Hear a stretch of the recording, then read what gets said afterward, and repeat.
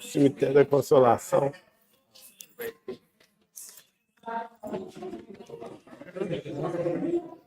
É um grupo.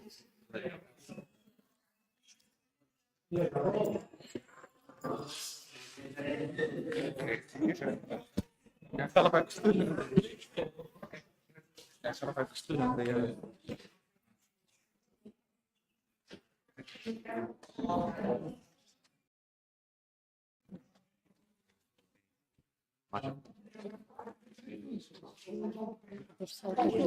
Teste, teste. Vou pensar.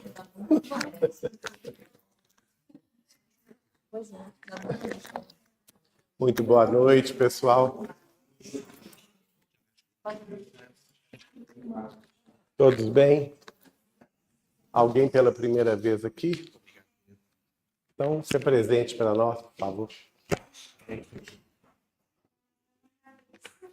Lúcia.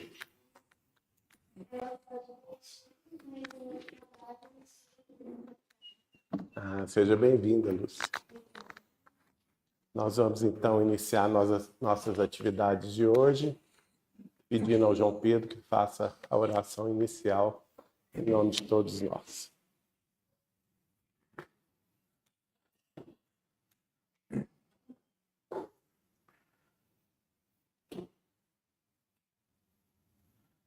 Nosso Deus, nosso Pai, de eterno amor, de eterna misericórdia, de eterna justiça, inteligência suprema, causa primária de todas as coisas. Em nome de Jesus Cristo de Nazaré, o príncipe da paz, a luz do mundo, o pão da vida, o Cordeiro de Deus, o nosso pastor, todos nós nos reunimos aqui nesta noite, rogando, Senhor, a nós mesmos e a todos aqueles que sofrem, a tua paz, o teu consolo, o teu carinho. Mestre, quando as sombras da desencarnação se aproximam, é comum que o crepúsculo do fim da jornada traga às nossas almas uma vontade de ter estudado, de ter feito, de ter trabalhado, de ter promovido a caridade e o remorso da perda de tempo. Então, aqui no nosso estudo, nós queremos pedir as forças vindas do teu coração para que nós sejamos capazes de aproveitar a manhã iluminada de sol da existência na carne, enquanto as nossas forças estão em pleno vigor. Ajuda-nos no entendimento, Senhor, de que a vida sempre nos responderá com as tuas palavras, a cada um segundo as suas obras. Abençoa-nos aqui nesta noite, abençoa o Geraldinho no nosso esforço de intelectualidade, de aprimoramento cultural, para que todos nós sejamos capazes de angariar os recursos com os quais nós seremos capazes de promover a nossa própria redenção espiritual, abandonando o eu egoísta, vaidoso, orgulhoso, para que nós possamos saber mais para amar muito, porque o amor é a única moeda que nos garante felicidade e paz em todo o universo. Ajuda-nos, Jesus, porque sem as tuas mãos nós estamos relegados às nossas próprias deficiências e sem o teu amor nós peregrinaremos abandonados à miséria de nós mesmos. Nós estamos muito felizes por mais esta oportunidade de estudarmos reunidos em teu nome. E ajoelhados aqui espiritualmente, todos nós dizemos que teus são o reino, o poder e a glória para todos sempre. Que assim seja. Que seja, graças a Deus. Bom, gente, então hoje no estudo 22, nós vamos dar continuidade ao que nós começamos semana passada, sobre a propriedade do perispírito, né? Nós já vimos 3 propriedades semana passada. Hoje vamos prosseguir. Aqui, é importante aqui que se diga o seguinte: quando a gente está falando a partir de agora em perispírito, nós estamos falando sobre todos os corpos espirituais. Não é? Estamos falando, então, todos aqueles 5 corpos perispirituais ou espirituais que eu fiz menção na semana passada. Quais sejam eles? O próprio perispírito, chamado de corpo astral, o corpo mental inferior, o corpo mental superior, o corpo causal e o corpo sublime. Esses 5 corpos que envolvem os espíritos desencarnados. No nosso caso, como nós estamos encarnados, só lembrando o que nós já tratamos semana passada, nós temos mais 2 corpos. O corpo físico, que todo mundo sabe que vai deixar aqui no cemitério, né? E 48 horas depois do cemitério também o corpo chamado duplo etéreo, que é matéria também da Terra e que se dissolve com a desencarnação. Então nós temos 2 corpos materiais, que estão o corpo físico e o duplo etéreo, que se dissolvem absolutamente com a desencarnação, mas nós mantemos outros 5 corpos. Então as propriedades que nós estamos estudando são desses 5 corpos. Do perispírito aqui, a partir de agora, todas essas propriedades aqui, nós já vimos 3 delas, a perenidade, a mutabilidade e a unicidade, semana passada. A partir de hoje vamos ver mais algumas. Essas propriedades se aplicam a todos esses 5 corpos perispirituais. Então, na sequência, uma nova propriedade é a mutabilidade. Nós também temos a mutabilidade no nosso corpo físico, não temos? Basta a gente acordar de manhã, olhar no espelho e se assustar de novo. Em alguma medida. A gente olha que com o passar dos anos ele está mudando, não está? Só que no caso do corpo espiritual, essa mutabilidade ela é bem mais complexa e bem mais profunda. Vamos ver o que Allan Kardec escreveu sobre ela no capítulo 14 do seu último livro, A Gênese, os Milagres e as Predições segundo o Espiritismo. Ele diz assim: o perispírito é suscetível de mudança com relação à sua estrutura e forma, com o progresso moral que o espírito realiza em cada encarnação.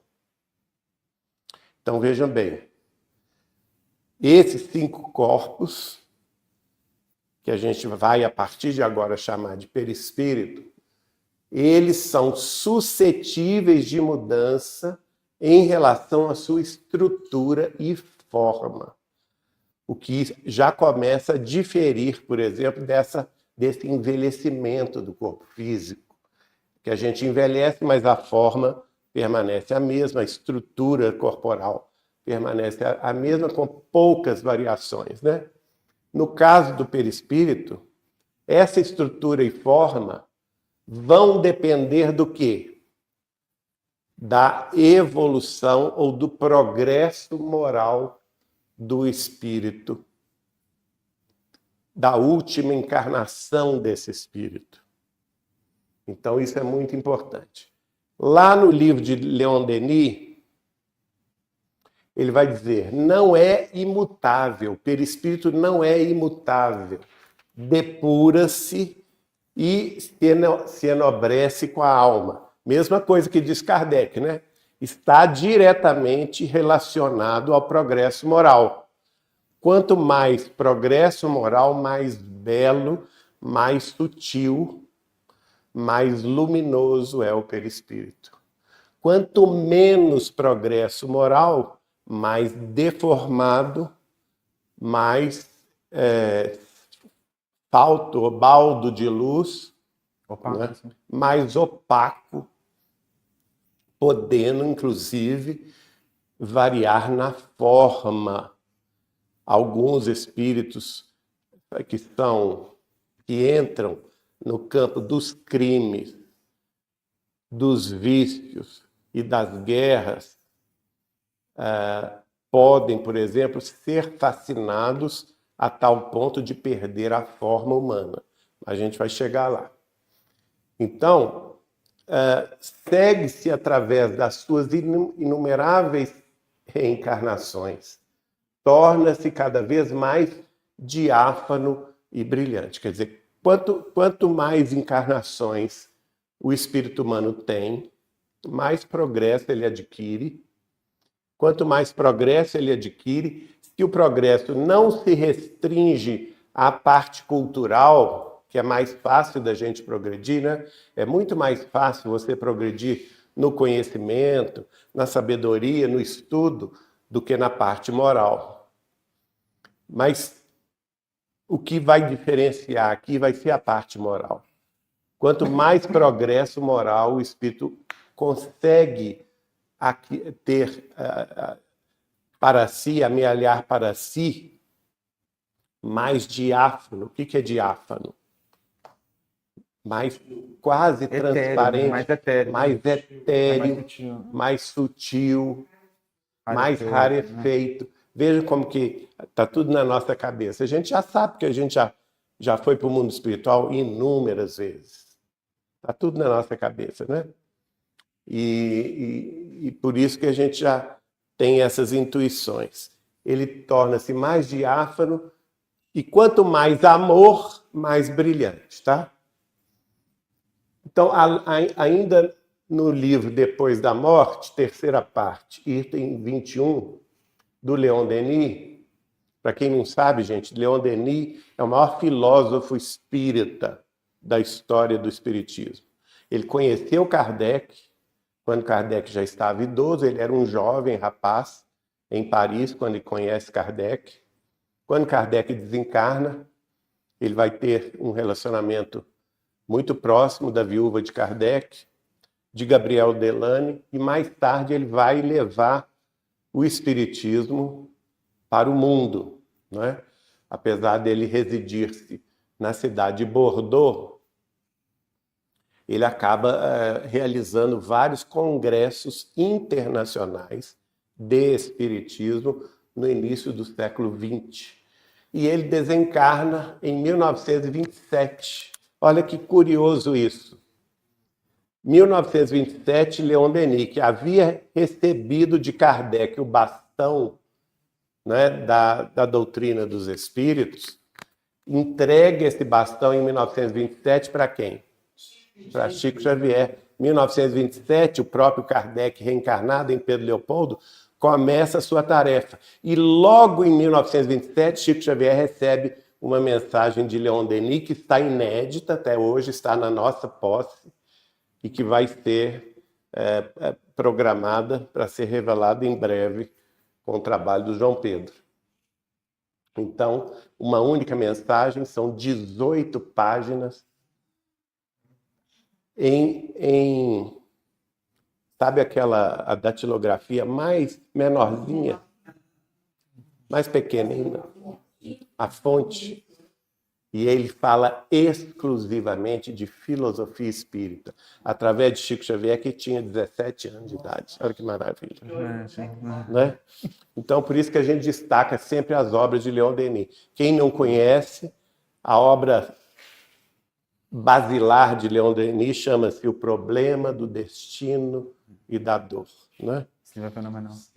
O problema do ser, destino e da dor. Na realidade, isso é a edição brasileira, porque na edição francesa não tem o problema da dor. É problema do destino do ser. Não é? Na edição de francesa do próprio Leon Denis. Mas os brasileiros, como gostam muito da dor, né? A gente puseram, a Federação Espírita Brasileira aduziu essa dor. Mas é bom também, né?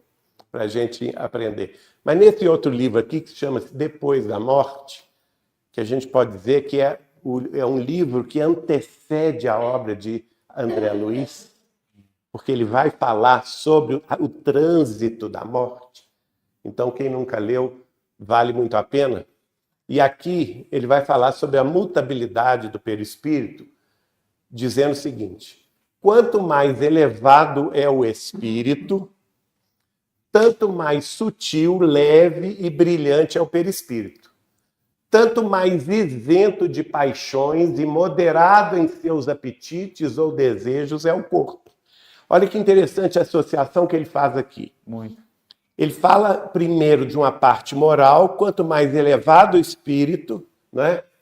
Então, a mais sutil, leve e brilhante é o seu perispírito, e quando esse espírito está encarnado, essa elevação moral vai imprimir ao corpo uma condição também dele ser mais isento das paixões humanas, dos apetites da carne e dos desejos do corpo. Muito legal isso, né? Muito legal. O que mostra nessa frase que o espírito é o comandante. Muita gente acha que é o contrário, que o corpo... Não, o corpo tem influência? Tem, mas o espírito é o comandante desse carro físico aqui que está sob nosso controle, né? Ele ainda aduz: a nobreza e a dignidade da alma refletem-se sobre o perispírito, tornando-o mais harmonioso nas formas e mais etéreo. Então é a questão que isso está disseminado, gente, em todas as religiões. Nós temos médiuns em todas as religiões, não é? A mediunidade não é exclusividade da doutrina dos espíritos. Allan Kardec apenas sistematizou um tratado científico sobre a mediunidade, mas ela se aplica a todos os seres humanos, e nós sabemos muito bem que em todas as escolas religiosas vamos ter médiuns, vão ser chamados de iluminados, vão ser chamados de profetas, né? De outras denominações que não médiuns, mas eles também vão ver os espíritos, não vão? Quantas visões nós temos na história da Igreja Católica? Exato. Não é? Quantas visões de santos e aquela noção do santo iluminado, né, com a auréola de luz na cabeça.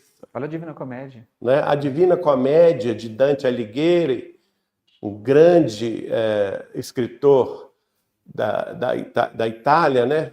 Da época renascentista, que ele próprio sai do corpo, visita vários planos espirituais, depois volta relatando o que ele viu, e é considerado um clássico da literatura, mas antes de ser clássico da literatura, é um atestado à sobrevivência do espírito após a morte do corpo, porque o próprio Dante Alighieri vai visitar vários planos espirituais, né?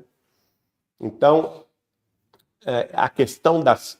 Por que eu estou me referindo a isso? Porque a questão das formas, da harmonia das formas dos espíritos elevados, ela fica patente pelas descrições, né, da beleza, da sublimidade daquela visão espiritual, da luminosidade daquele espírito, da sensação benfazeja que essas visões estimulam naqueles que as tiveram.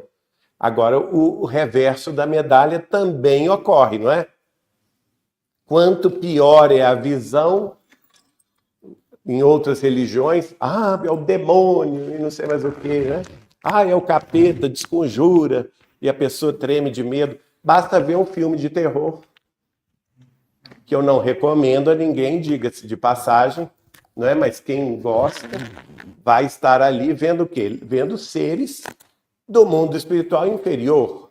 E, naturalmente, como eles não são elevados, as suas formas não podem ser elevadas. Tá? Por que não? Porque a plasticidade, que é uma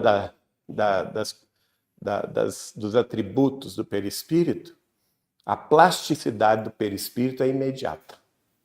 Ao contrário aqui da carne, que a verdade é que o corpo de carne é como que uma máscara que nós vestimos e que nos esconde.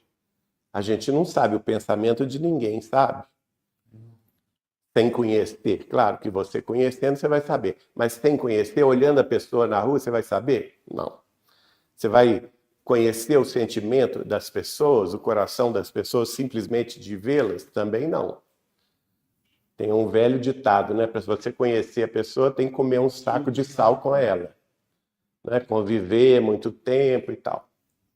No mundo espiritual, isso não ocorre, porque é imediato. Aí vem outra capacidade, ou melhor dizendo, outra peculiaridade do perispírito, que é a capacidade refletora. O próprio nome já diz, né? Capacidade refletora diz respeito à capacidade de refletir na sua estrutura perispiritual o que o espírito tem dentro de si. Então, reflete contínua e instantaneamente os estados mentais.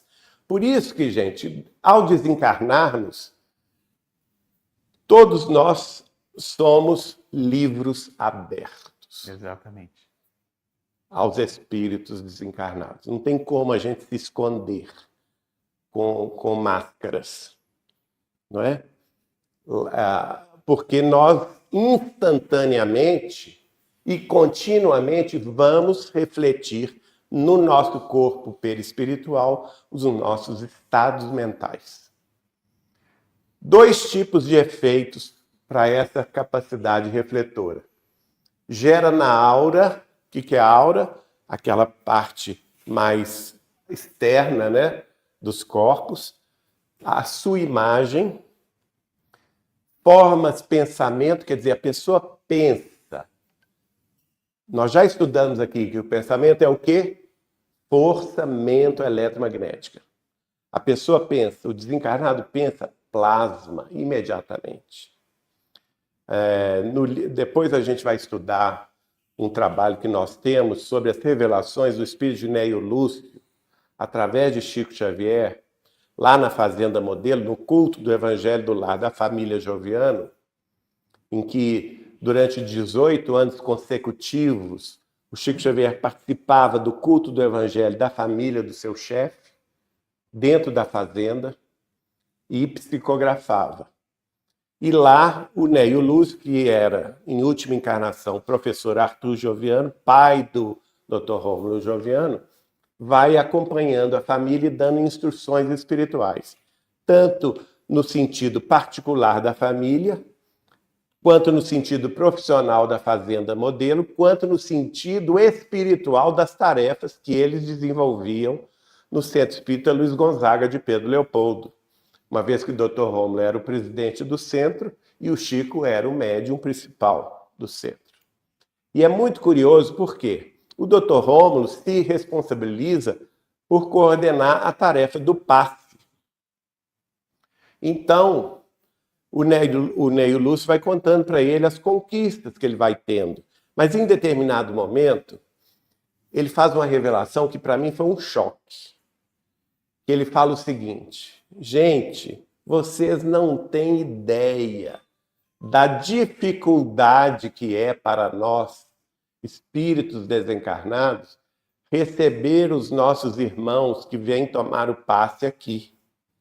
Muitos deles trazem no perispírito armas de fogo ou armas cortantes, incrustados no próprio perispírito, que estão fruto de violência pensamental dos seus próprios parentes, numa discussão, num bate-boca. Né? O marido pensou assim: eu mato essa mulher. E, imediatamente, ele plasma uma arma cortante, e essa arma cortante entra no perispírito dela. Por isso que ela chega lá no centro com dor de cabeça, para tomar um passe, né? E o Neio Lúcio vai falar da dificuldade que é para desfazer essas formas pensamento. Nós aqui, a gente não vê isso, porque senão a gente enlouqueceria, né? Provavelmente o mundo inteiro entraria em piração. Mas é uma proteção para nós, a gente ter essa visão limitada, mas ao mesmo tempo o Espiritismo nos esclarece para que a gente se prepare para o futuro. Então, muito cuidado com o nosso pensamento. Na dimensão física, influi na fisiologia dos centros vitais, repercutindo no edifício celular, marcando-lhe o desempenho regular. Então, o que o espírito é, o que ele pensa, o que ele sente, através dos centros de força, que nós já vimos semana passada, né? Os chamados chakras, ou centros vitais, os 7 centros que nós vimos semana passada, essas vibrações vão também influenciar na saúde orgânica da pessoa encarnada ou também desencarnada, né, gente?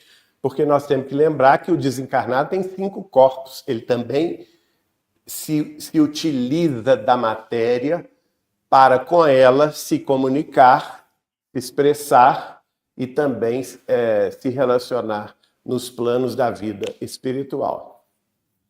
Além disso, essa capacidade refletora nós vamos encontrar no livro Libertação, de André Luiz, no capítulo 4, o seguinte dizer: o perispírito é suscetível de refletir em virtude dos tecidos rarefeitos de que se constitui a glória ou a viciação da mente. Então, vejam, ele é absolutamente plástico, refletor.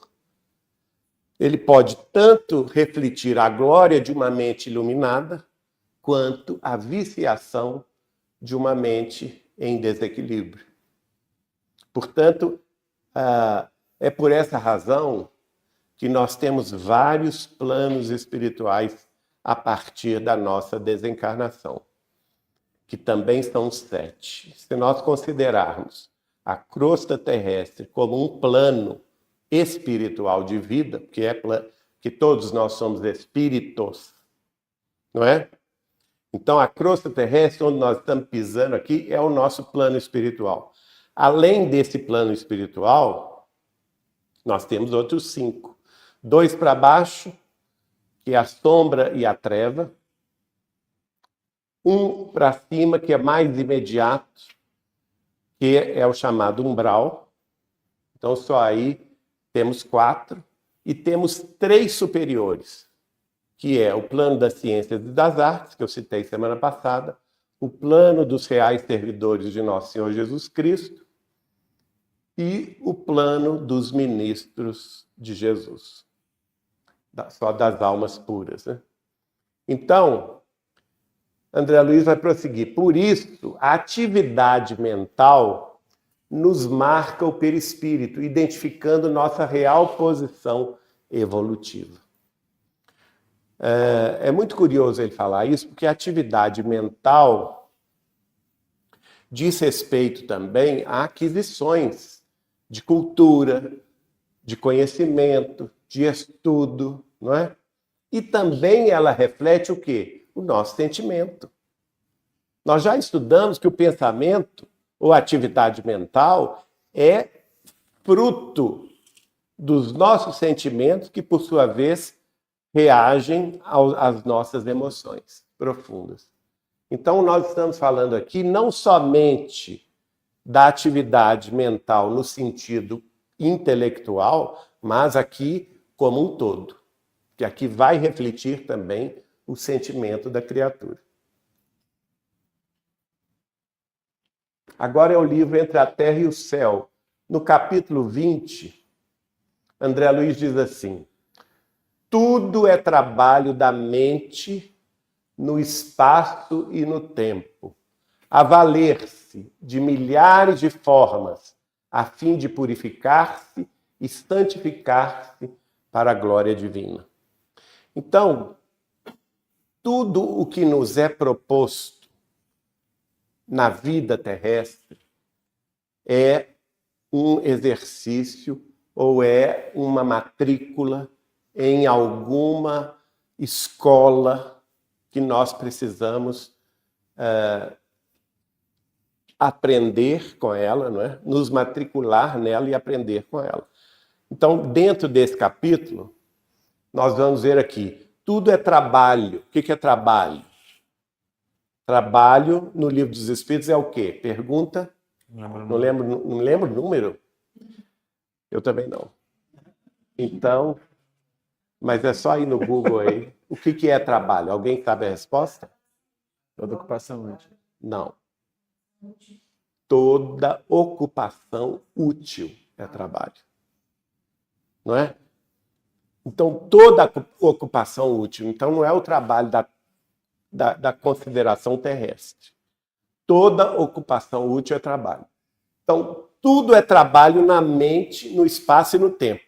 Se nós nos ocuparmos utilmente de alguma coisa, a nossa mente estará refletindo esse trabalho no espaço que nós ocupamos, ou seja, no plano em que nós estamos vivendo e no tempo em que nós estamos vivendo. Percebem? E, a partir daí, nós vamos adquirir milhares de formas, pensamento, vinculadas a esse tipo de trabalho. Por exemplo, ser mãe é trabalho? Oh, Nossa Senhora, né? Trabalho e orgulho, imagina. Ser pai é trabalho? Também, né? Também. Hein, Gustavo? Ficar vigiando o filho, onde é que vai, onde não vai. É claro que é. Ser pai é trabalho. O que mais? Atividade profissional. Hein? Ser servidor público é trabalho? Tudo a gente vai aprendendo, né? Ser policial é trabalho, Márcio? Muito, né? Ser advogado, ser médico é trabalho? Veja bem. Ser cozinheira ou cozinheiro é trabalho? Nossa, dos mais penosos na minha concepção, né? Todo dia, toda hora, repete. Claro. Mas vejam, não é útil. Não é útil. Eu ser lixeiro na rua é trabalho? Essencial. Imagina uma cidade sem lixeiros. Hein? Ser coveiro é trabalho? Ninguém quer. Mas alguém precisava querer, né? Ou precisa querer. Difícil, né? Tem que ser muito bem remunerado para isso também, não é? Então, tudo isso, gente, são o quê? Treinamentos aos quais nós somos submetidos, o nosso espírito é submetido a esse tipo de treinamento para desenvolver alguma capacidade mental ao longo do tempo. Mas com que fim? Com o fim de nos purificar e santificar para a glória divina. Então, nós vamos ocupar todas as posições sociais, todas as posições também familiares, ao longo de múltiplas encarnações, vários também ambientes culturais distintos, até que a gente atinja essa glória divina. E isso a gente nos faz entender que somente com essa capacidade refletora do perispírito que a gente vai também entesourando valores, né?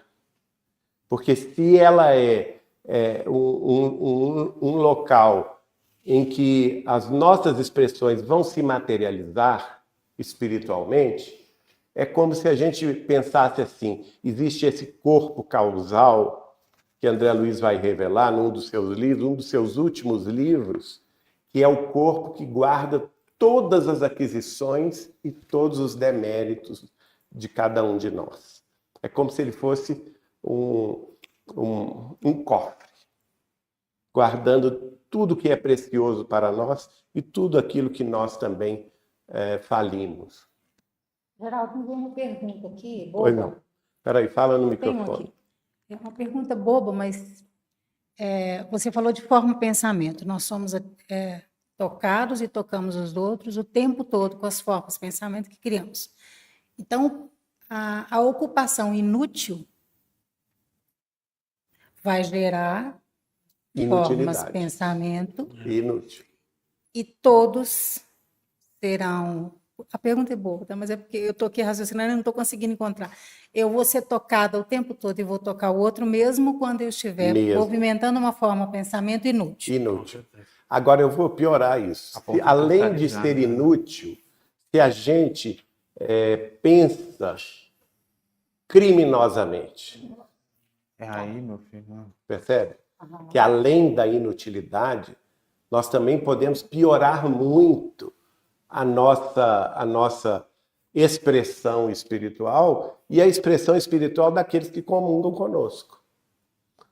Porque se eu penso, é igual o exemplo que eu dei, que Neio Lúcio escreveu para o Chico e para o Dr. Rômulo. Quantas pessoas que chegam agredidas mentalmente no centro espírita, por um familiar ou por ou então um companheiro de trabalho, o que seja, ou mesmo na via pública, porque receberam uma ordem mental de agressão. E ficam com aquela dor de cabeça, que não sabe de onde que vem, não é? Ficam num estado emocional ou emotivo de desagregação e que procuram um centro para se melhorar, para receber novos eflúvios de tratamento. E tudo é desfeito aqui na Câmara de Passe. Olha a importância do passe. Nossa. A importância do que Jesus fazia, impor as mãos. Basta impor as mãos e orar em favor das pessoas que estão em sofrimento, né? Olha no capítulo 1 do livro Nos Domínios da Mediunidade, o capítulo chama-se Estudando a Mediunidade. Nossa mente é dessarte um núcleo de forças inteligentes. Olha aqui, essa imagem retrata bem isso. Núcleo de forças inteligentes, gerando plasma sutil. Aqui ele troca a expressão de forma-pensamento para plasma sutil, que, a exteriorizar-se incessantemente de nós, oferece recursos de objetividade às figuras da nossa imaginação. Olha que coisa linda isso. Esse processo é contínuo, gente. A gente está sempre gerando isso no nosso mundo mental. Por quê? Porque nós somos seres humanos. O que nos diferencia dos animais? Também já estudamos aqui. Nós temos pensamento contínuo. Nós não paramos de pensar, né? A neurociência nos fala que pensamos diariamente entre 65 mil e 80 mil pensamentos por dia. Veja bem, é muita coisa, né? Todos esses pensamentos estão dentro dessa força dinâmica que incessantemente se exterioriza de nós, oferecendo um campo de plasma. Isso aí a gente pode dizer que é a nossa porção do fluido cósmico universal, é a nossa porção que está em contato conosco do hausto divino, que é o fluido cósmico universal, não é?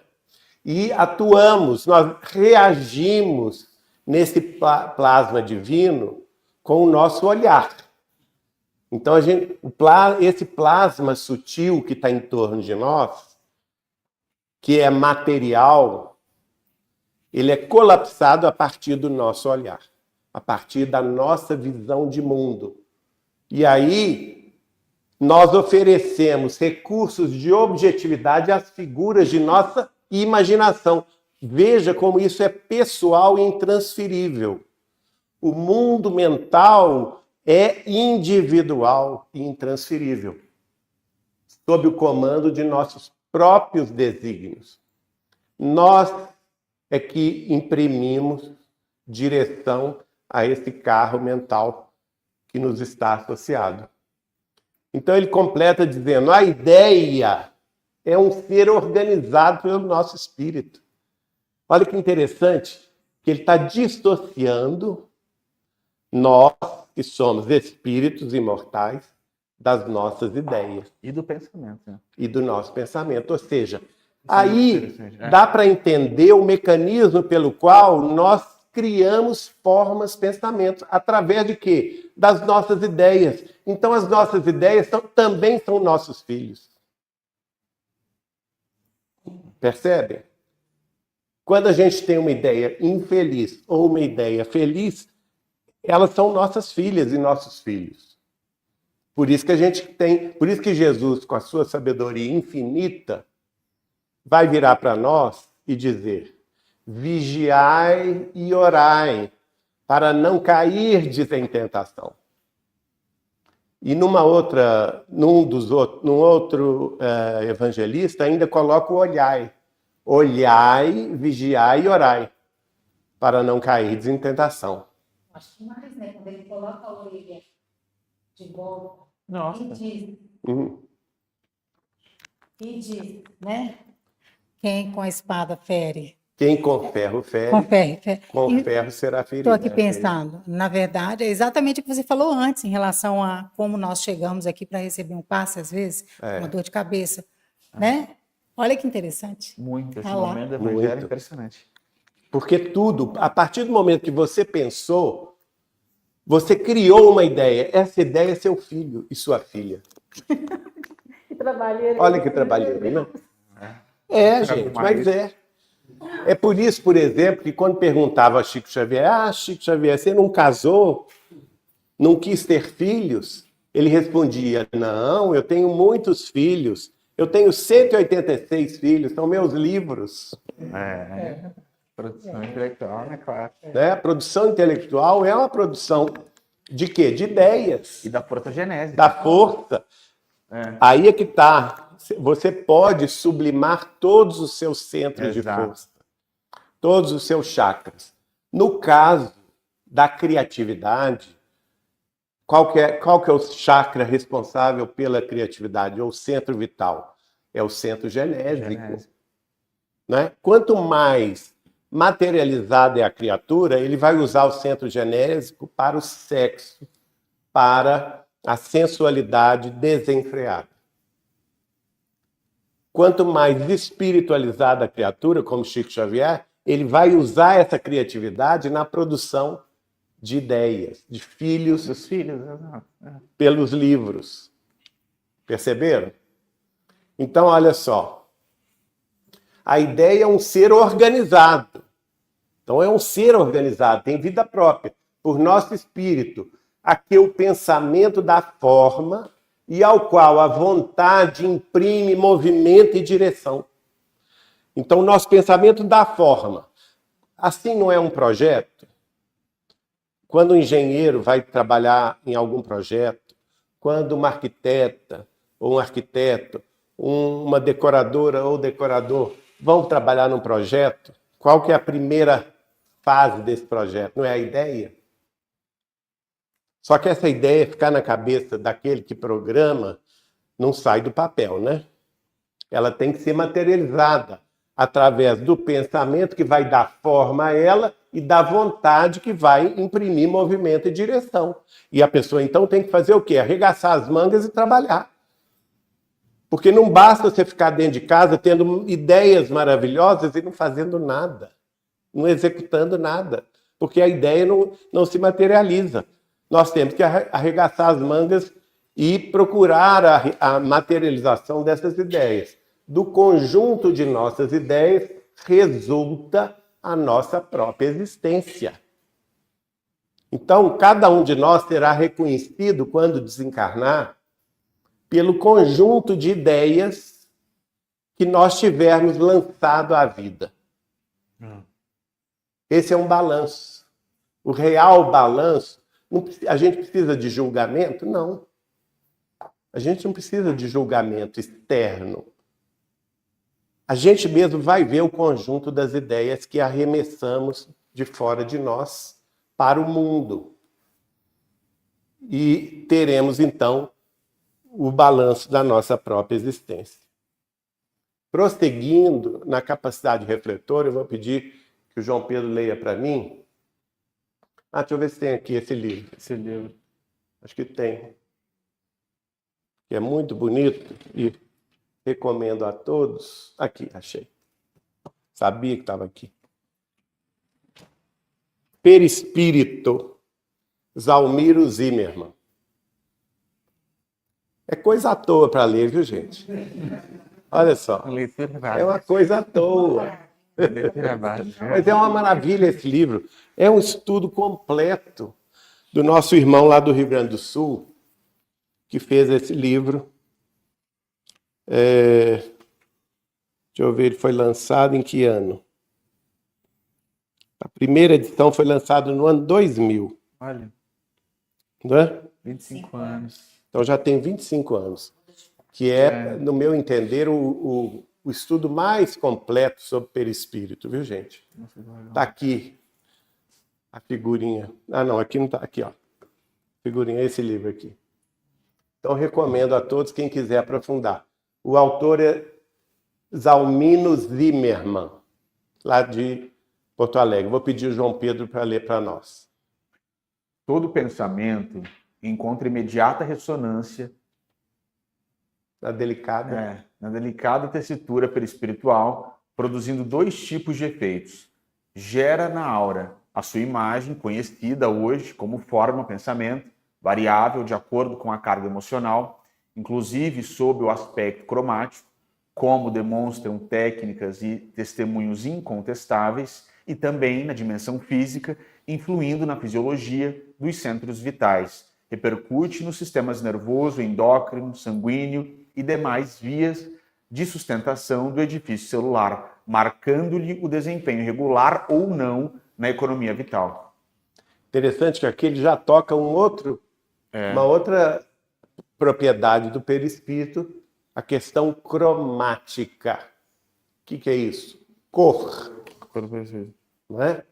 Mais tarde a gente vai ver isso. Uma das propriedades do perispírito é também ter cor. Né? Basicamente, ele está refletindo a obra de André Luiz aqui. Não é? Fez uma condensação de alguns ensinamentos do espírito de André Luiz em vários de seus livros.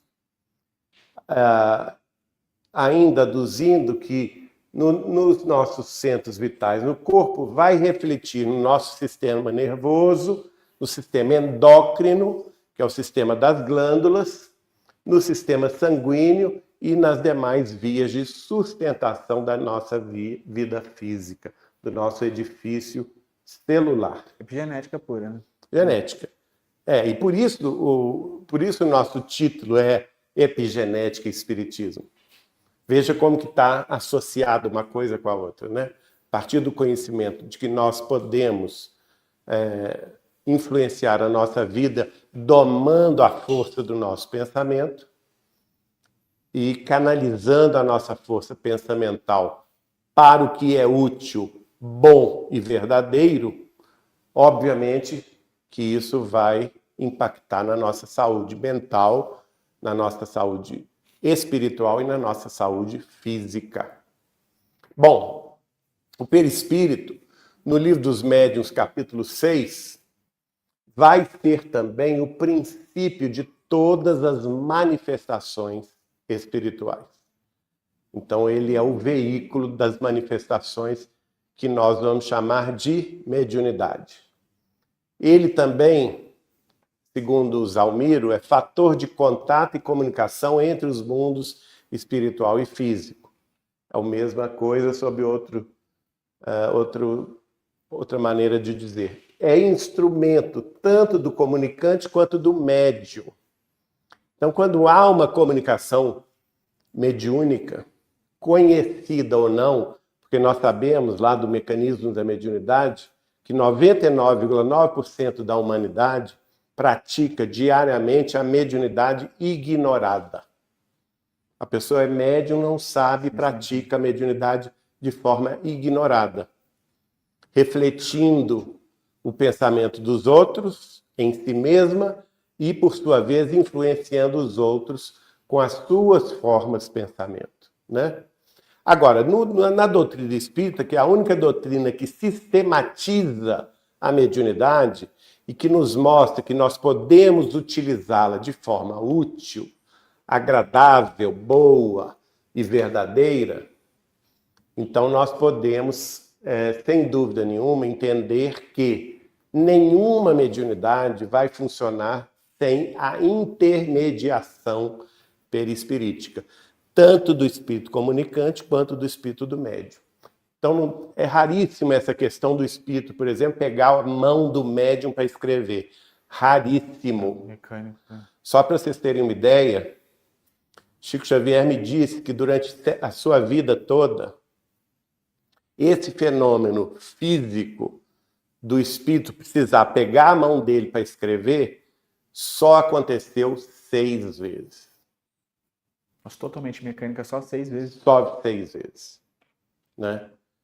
Então, 99,9999% do fenômeno mediúnico é feito através do contato perispirítico do médium que se afasta do corpo.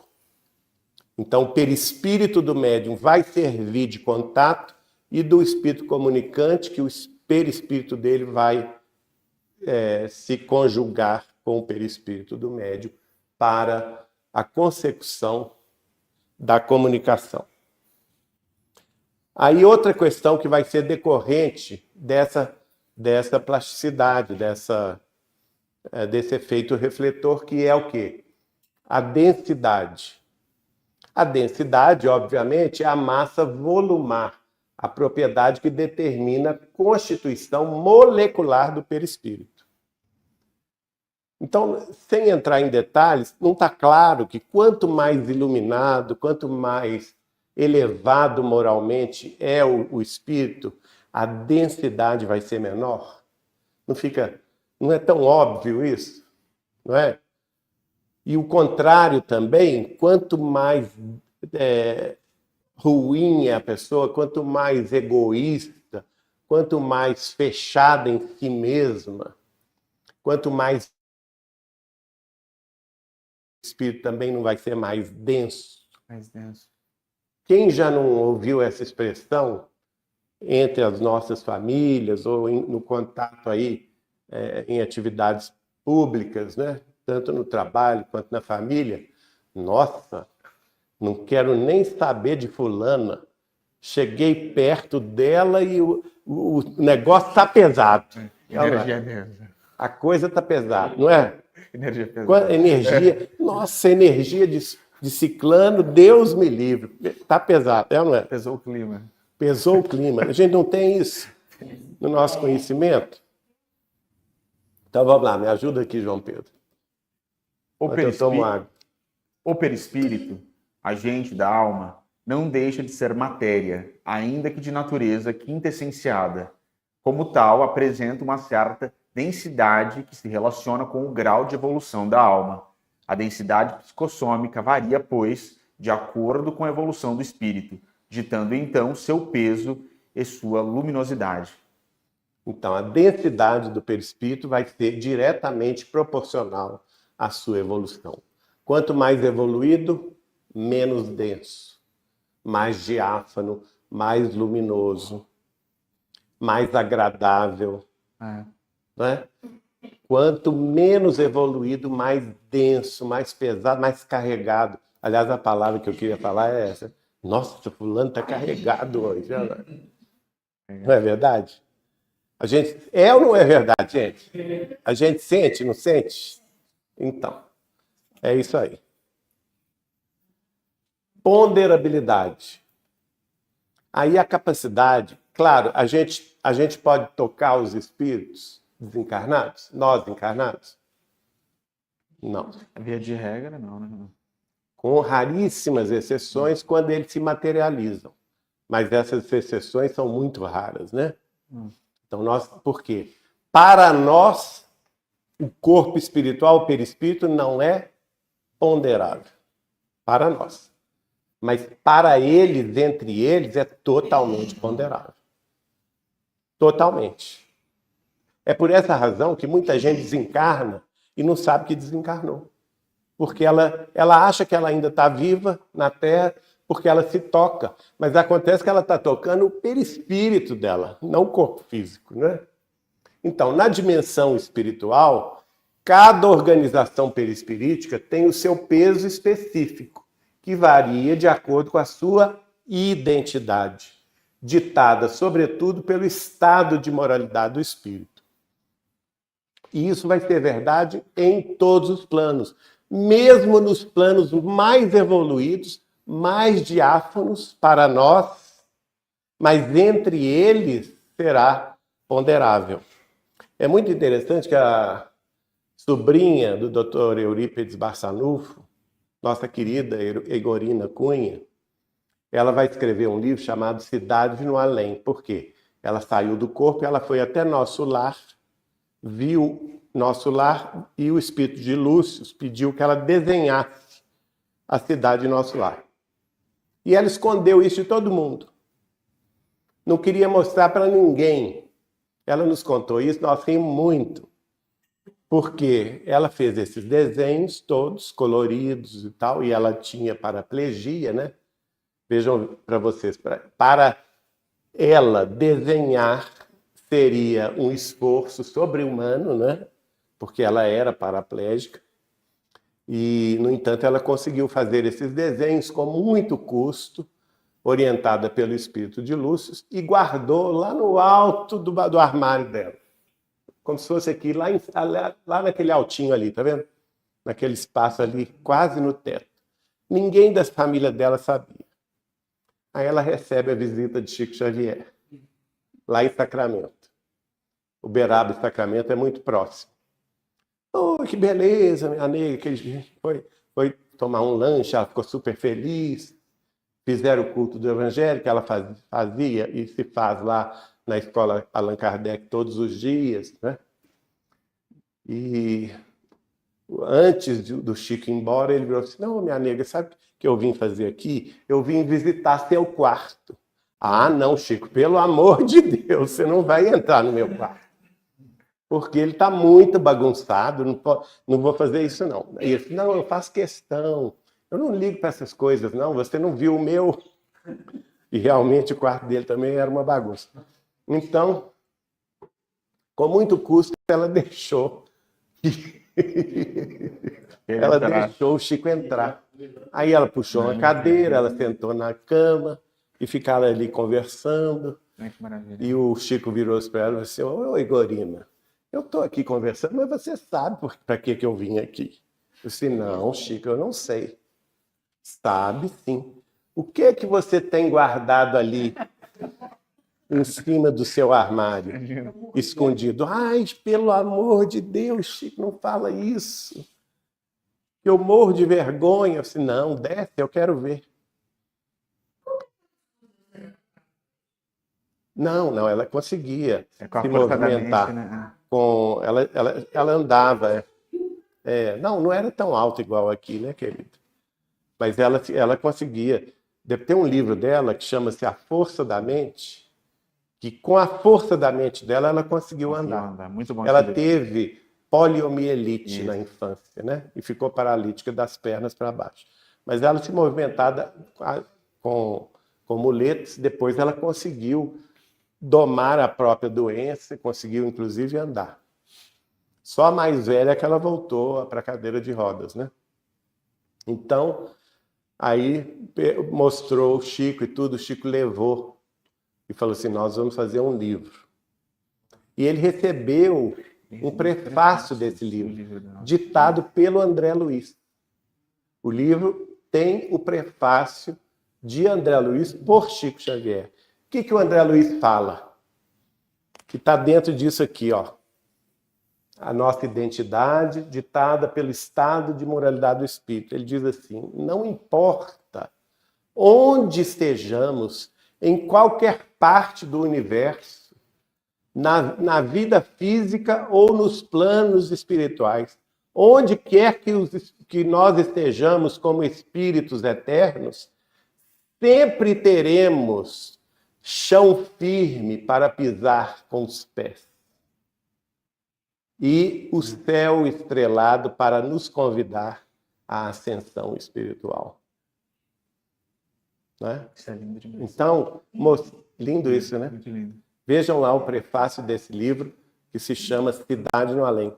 Então é isso, gente. Essa ponderabilidade do perispírito vai ser uma realidade entre todos os planos.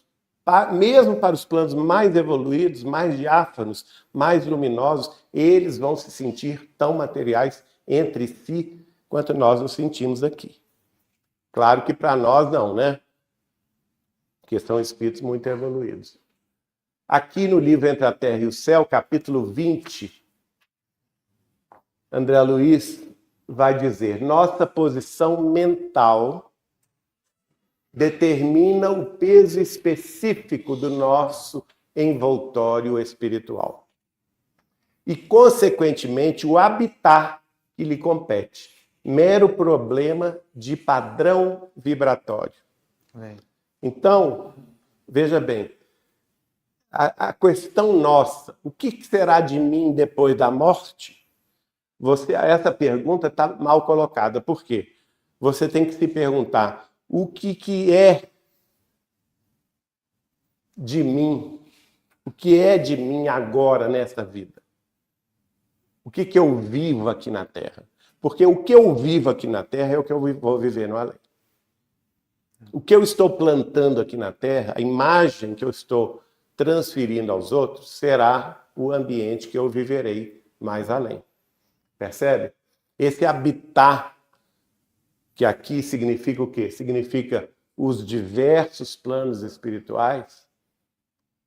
Nós seremos transferidos invariavelmente para o habitat espiritual, que já é parte da minha realidade, ou da nossa realidade de vida física aqui na Terra. Portanto, nós temos que começar a nos melhorar aqui, não pode deixar para amanhã, não pode deixar para outra encarnação, né? Tem uns espíritas mais preguiçosos que falam assim: como eu vou ter muitas vidas, na vida seguinte eu melhoro. Uma coragem. Não dá, né? Não dá, porque isso é mais responsabilidade. Então, o nosso envoltório também, perispiritual, ele tem peso específico. Tem peso específico. Para terminar, semana que vem a gente começa com a plasticidade. Eu vou pedir João Pedro para ler essa parte que está no livro Roteiro do Espírito de Emmanuel, recebido pelo Chico na década de 30.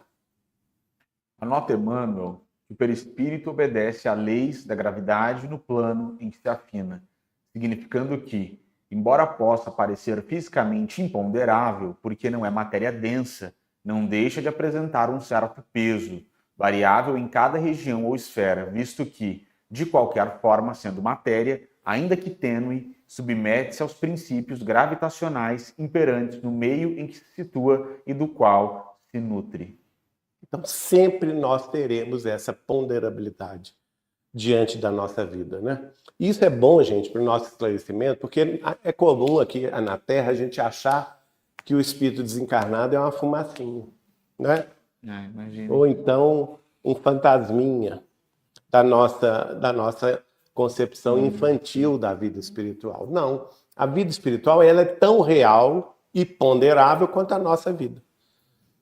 E cada um de nós vai ter essa experiência, independentemente do plano, seja mais elevado ou menos elevado, para o qual nós nos dirigiremos invariavelmente de acordo com as nossas próprias tendências e nossas próprias escolhas. Espera aí, fala no microfone aqui. Sendo assim, quando Fala aqui perto. você passa para o outro plano, você continua desenvolvendo ou só quando você reencarna? Não, você continua desenvolvendo. Fazendo as suas... Não. A gente continua, né? O Neio Lúcio vai ter uma página belíssima sobre isso, falando que nós morremos, desencarnamos para continuar vivendo, aprendendo, se instruindo, se elevando, adquirindo cultura, adquirindo também novos relacionamentos, também sofrendo. Como pode adquirir novos débitos. Como também podemos adquirir novos débitos. Os obsessores. O André Luiz também seria um caso, né? Que parece que que ele chega num estado e E ele evolui. evolui lá. Olha o exemplo de André Luiz. Você pega Nosso Lar, ele é um, no início do É livro. incrível, né? A evolução dele, inclusive. Daí a 1 ano de serviços, ele é promovido. Depois de 1 ano de serviço. Primeiro ele está lá no umbral, pelejando. Aliás, no livro saiu 8 anos. O Chico falou que isso foi um erro gráfico. Ele ficou 2 anos no umbral. Tá? Aí foi resgatado pela mãe e pelo Clarence. Foi para a cidade de Nosso Lar. Inicialmente, na cidade de Nosso Lar, embora tinha sido médico na Terra ilustre, que era o Dr. Carlos Chagas, não tinha serviço para ele. Né? Quando ele procura o ministro Clarencio, querendo oferecer os serviços médicos dele para a cidade de Nosso Lar, o que o ministro Clarencio fala com ele? Não, meu filho, a sua medicina terrestre aqui nada vale. Aqui eu posso te oferecer um serviço de limpeza geral no hospital. Olha só. Para você trabalhar como médico aqui, você tem que conhecer profundamente a medicina espiritual, que você não conhece. Né? E aí ele, humildemente, o cara era um gênio aqui na Terra. Carlos Chagas quase ganhou o prêmio Nobel de Medicina, gente. Quando ele descobre todo o processo da doença de Chagas, que levou o nome dele, né? Que até então era desconhecida. No entanto, chegando lá, ele serve humildemente 1 ano nos hospitais de Nosso Lar como servente geral. Nas câmaras de Nas retificação. câmaras mais difíceis de retificação, que abrigavam os espíritos mais complicados, né? E aí, só depois de 1 ano de serviço, ele é sagrado cidadão de Nosso Lar. É demais. Então, a nossa cidadania espiritual tem a ver com a utilidade do nosso trabalho. Aí ele tem um prêmio. Ele recebe a visita da mãe, que ele estava com saudade, né? Ele vai até a mãe, depois ele se desenvolve, começa a participar de grupos socorristas, Missões, né? aí vem as missões descritas no livro Os Mensageiros. Você vê que cada livro é um degrau acima. O livro Missionários da Luz, ele já está mais evoluído. Depois vem o livro Obreiros da Vida Eterna. No mundo maior, depois obreiro. No mundo maior, Obreiros da Vida Eterna, depois Libertação, e aí vai.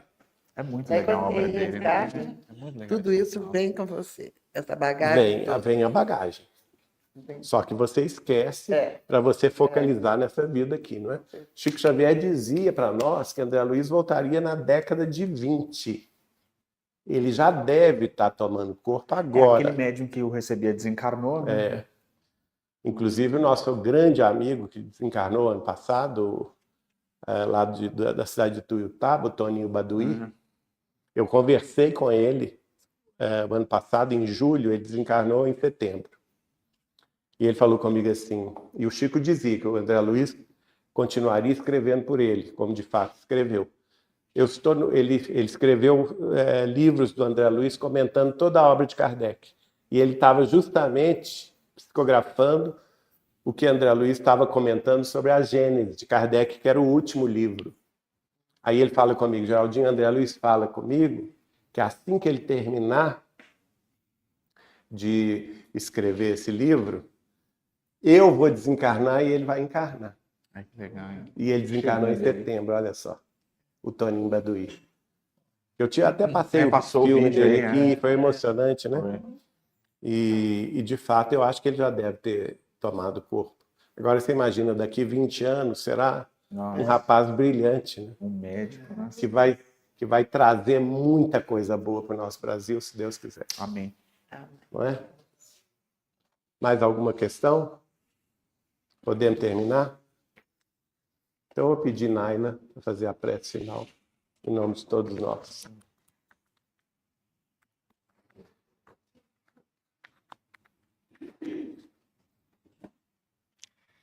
Senhor Jesus, nosso amado Mestre, os espíritos amigos da casa, agradecemos por mais um momento, por mais um encontro, por mais uma reunião de almas em busca da nossa evolução, do nosso crescimento espiritual em direção ao divino. Pedimos que todas as palavras aqui ditas sejam levadas conosco, absorvidas como um aprendizado e colocadas em prática no nosso dia a dia, com os nossos familiares, com os nossos amigos, colegas de trabalho e com todos que passarem por nós nos nossos caminhos. Pedimos para que tenhamos uma semana com muita luz, com muita serenidade, muita paz e amor no coração. Assim seja. Que assim seja. Obrigado. Até semana que vem, pessoal.